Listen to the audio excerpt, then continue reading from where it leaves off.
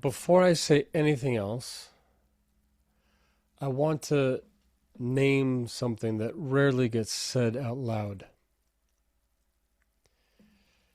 Many people who feel drawn to Torah don't feel confused. They feel unwanted. Not attacked, not rejected publicly, but quietly, internally. And the question that I keep hearing, I see it on in the comments, sometimes spoken, sometimes barely whispered, is this: if I don't become Jewish, is there really a place for me here?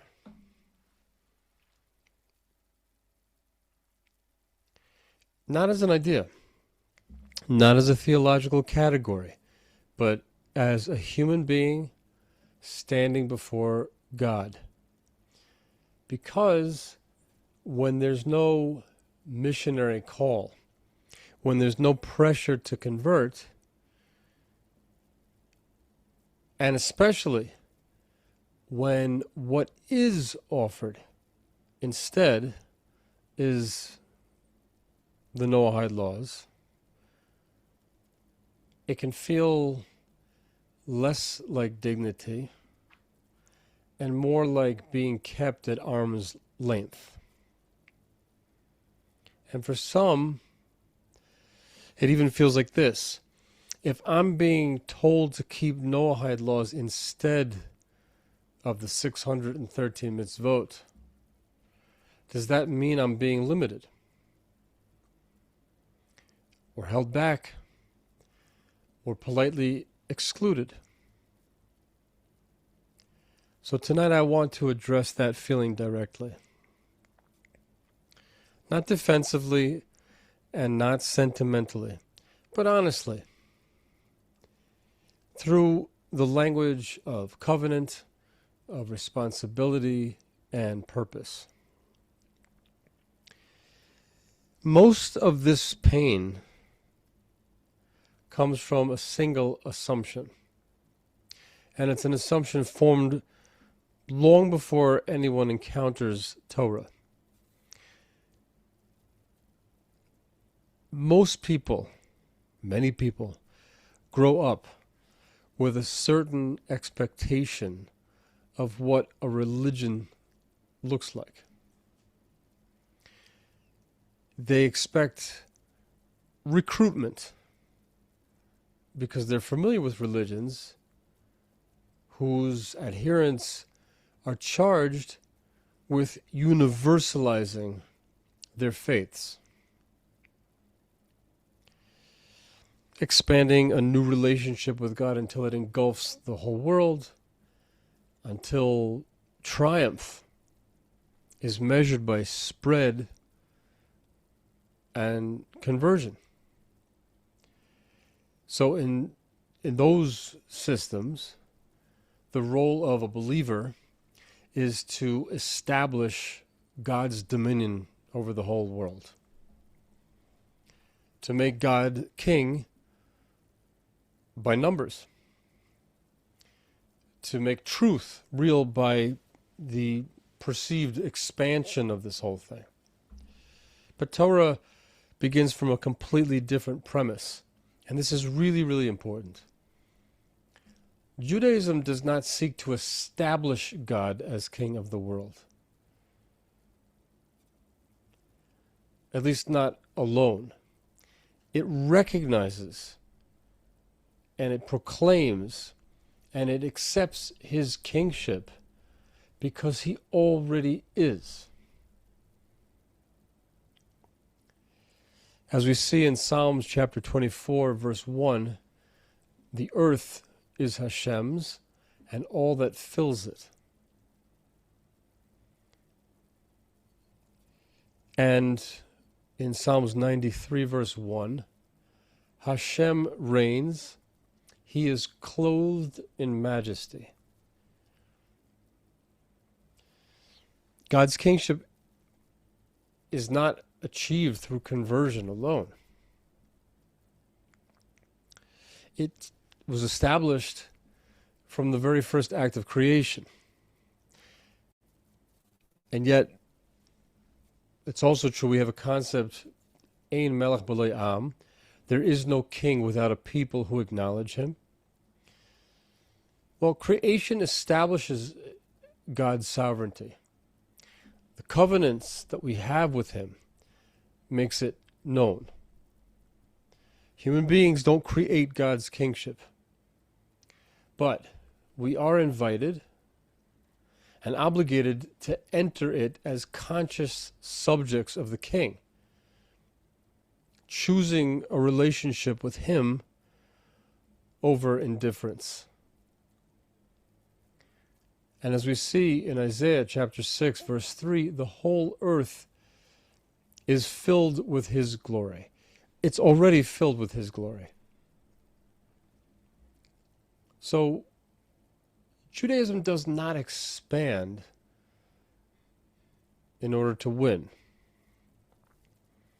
It stands in order to serve. Now, that does not mean that Judaism is indifferent to God's kingship. It's really just the contrary. If you're familiar with it, you'll know that Judaism is saturated with the idea of God's kingship. For example, Rosh Hashanah, arguably the most important day of the year. It's the first day of our year. It's about crowning him king. Each year, Israel stands before God on the day of judgment for all peoples and declares Malchios, that God is king. And as we see in the Mishnah, in Rosh Hashanah, in the first chapter, on Rosh Hashanah, all who enter the world pass before him like sheep. Not because he needs us to make him king in order for him to be king, but because we need to remember that he already is. And every single day, when a Jew recites the Shema Yisrael, he accepts the yoke of the kingdom of heaven. Again, not to establish God's rule, but to align ourselves with it, to tune into it, to become conscious of it again. So Judaism doesn't universalize God's kingship by expanding the brand of a religious identity. It universalizes God's kingship by living under it, living with it, by showing through a nation, a calendar, a law, and a life what it looks like when human beings consciously accept that the world already belongs to him. That's not missionary triumph. It's covenantal witness. It's bearing witness. So when someone approaches Judaism and they find none of that recruiting, none of that missionizing, something feels wrong, something feels unfamiliar. There's no calls to convert, no altar calls, no public counting of souls. And when what is offered instead is a framework, like the 7 Noahide laws, it can feel like a downgrade. That emotional dissonance leads to a painful assumption, which is that closeness to God requires sameness. That if Israel is close to God, then everyone else must either become Israel, or imitate Israel, or accept distance. But my friends, the Torah is unique in precisely this way. It does not demand one identical law, one identical role, or one identical covenant from every human being. Difference in covenant does not mean difference in worth.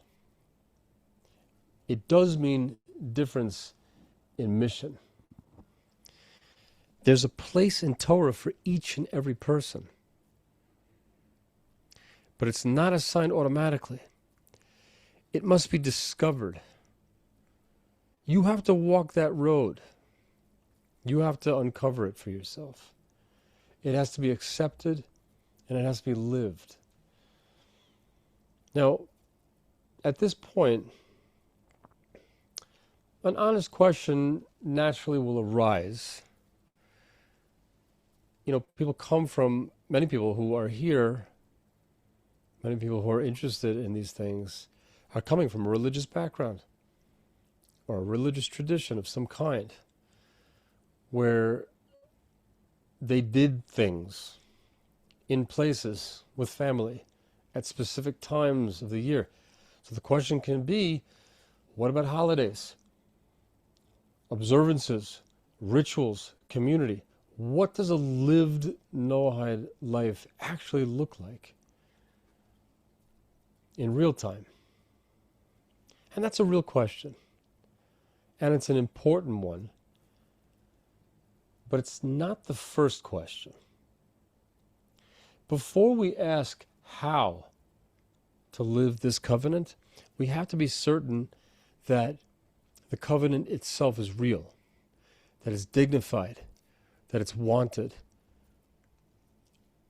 So what Noahide's spiritual life looks like in practice, in prayer, in community, rhythm, observance, really deserves its own careful conversation. And we'll get there.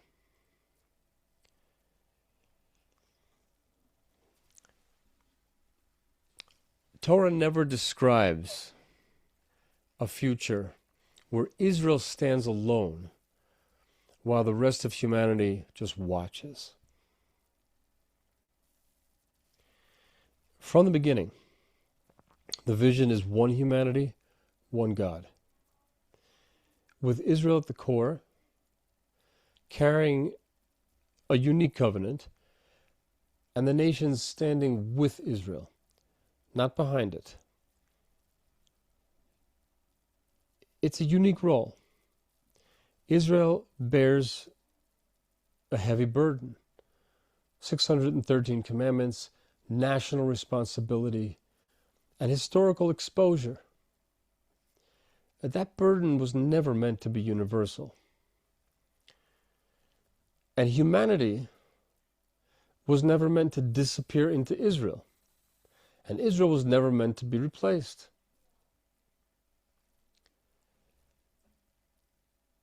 But what we do have is that Torah presents two covenantal paths. And this is essential. The covenant of the B'nei Noach, of the Noahides, is not new. It's the oldest covenant in human history. Before there was Israel, before Sinai, before priesthood, nationhood, or temple, there was humanity standing before God, before all of that. And the Torah states explicitly, Genesis chapter 9, verses 1 through 6, God blessed Noah and his sons and said to them, whoever sheds the blood of man, by man shall his blood be shed, for in the image of God he made man. But this is more than a simple prohibition against murder. It's a declaration that human life, dignity, and moral responsibility flow from the divine image itself that we all possess. The shedding of blood is named because it's the ultimate violation. But the principle extends to all forms of violence, degradation, and moral chaos that treat human beings as less than bearers of God's image. And that's not a later rabbinic idea. It's a divine covenant spoken directly to all humanity. You can open any Bible and you'll find it there.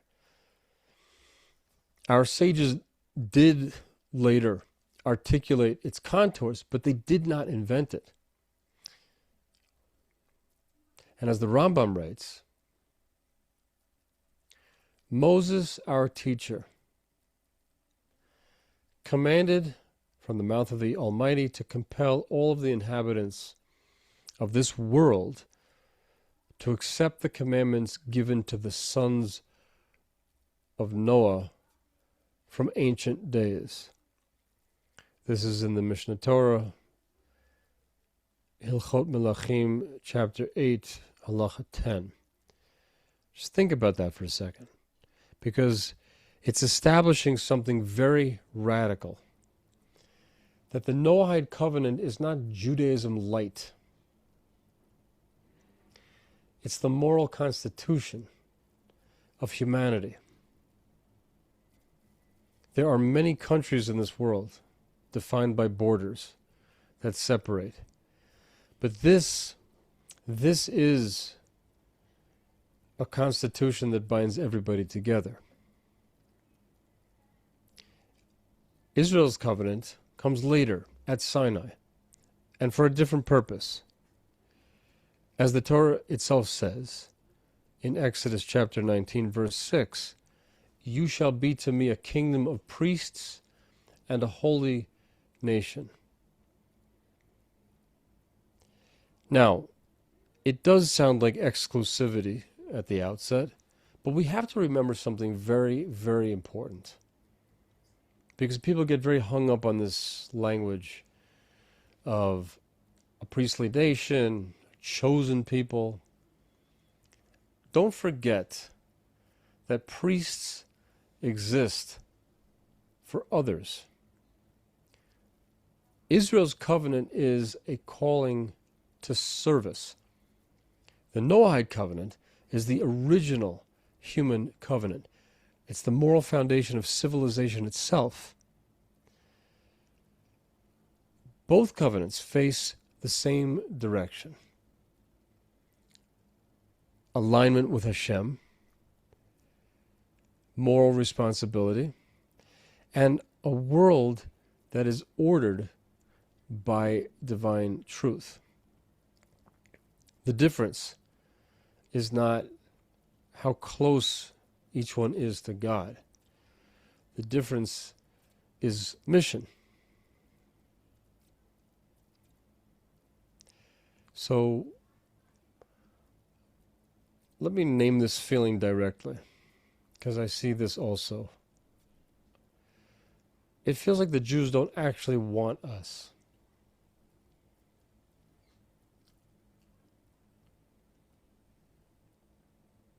And let's be honest about where that feeling comes from. Because the many people who are now approaching Torah, many of them are coming from missionary religions, where love is expressed through recruitment, and truth is proven by expansion, and that caring means trying to persuade someone to come all the way in. So when Judaism doesn't missionize, when it doesn't chase converts, when it even discourages conversion at first, because that's part of our law, it can feel like a silent rejection. But that conclusion misunderstands what covenant means. Judaism does not express love through recruitment. That's true. It expresses love through the responsibility that's clarified. A covenant is not an upgrade. It's not a spiritual promotion. It's an obligation. It's a burden. A wonderful burden. It's historical exposure. To push that onto someone would be morally irresponsible. Especially if you understand the history of the Jewish people. So the Torah does something very radical.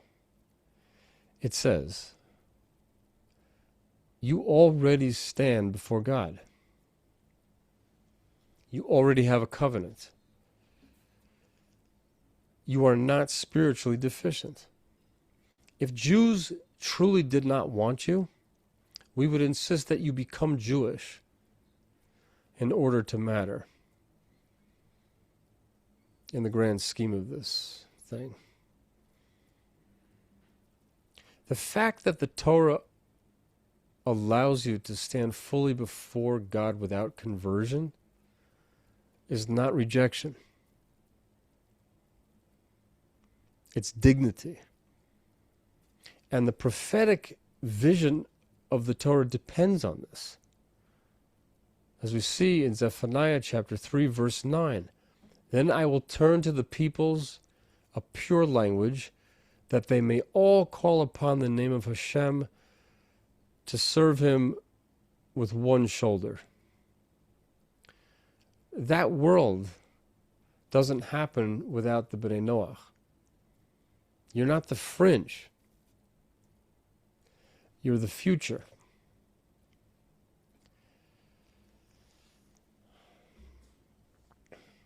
In summary,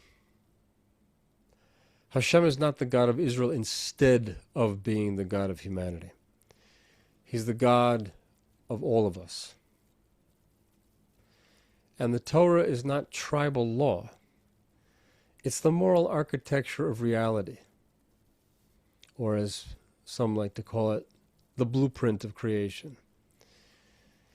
Israel's task is to guard it. Humanity's task is to live in alignment with it through different covenants toward the same truth. Now, that's why Jerusalem matters. Not as a nationalist trophy,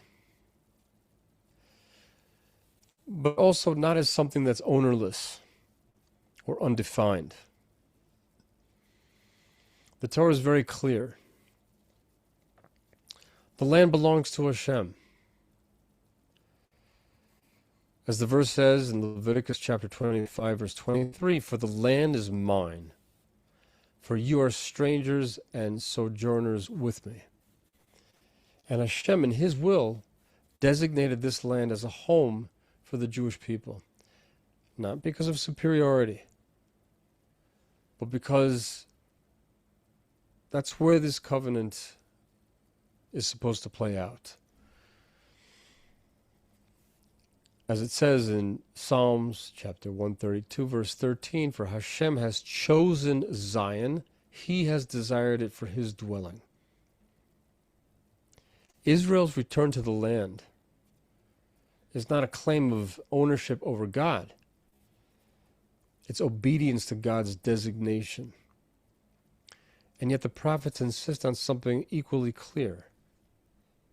Isaiah chapter 56, verse 7, my house shall be called a house of prayer for all peoples. So, Jerusalem is therefore both the covenantal home of Israel by divine assignment and the spiritual focal point of humanity by divine design. It's Israel's home. It's humanity's orientation point. It's HQ. As the prophet Micah envisions, chapter 4, verse 2, for from Zion shall go forth Torah, and the word of Hashem from Jerusalem. Zion doesn't erase nations. It orients them. Not because everyone must become Jewish, but because the word of Hashem goes forth from Jerusalem.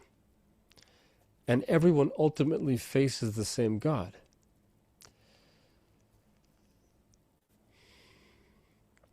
True brotherhood doesn't require sameness. It requires clarity. Israel remaining Israel is not rejection. B'nai Noach remaining B'nai Noach is not exclusion. It's the structure that makes partnership possible. That's not distance from God. This is divine design. And when Israel and the nations walk together, each faithful to their covenant, the world finally becomes what it was meant to be. You know, when I see people of every background walking the streets of Jerusalem, they've come to visit, not as tourists, but as seekers. When I see them approach the Western Wall, the Kotel, place a hand on an ancient stone, and whisper a prayer that has no script and no audience, I understand something. They're not imitating Jews. They're responding to something that is older than identity. They know at the level of the soul, this is it. This is it. This place is the orientation point. That Jerusalem is the gateway. It's the place where prayers ascend, where heaven and earth are closest to each other, and when human beings go there, they bring longing to the place it was made for. And in those moments, I feel like I glimpse the future that the prophets spoke about. A world where humanity does not erase difference, but turns together toward the one God. Israel at the center, the nations gathered around, each faithful to their covenant, all calling out in a pure language in the name of Hashem.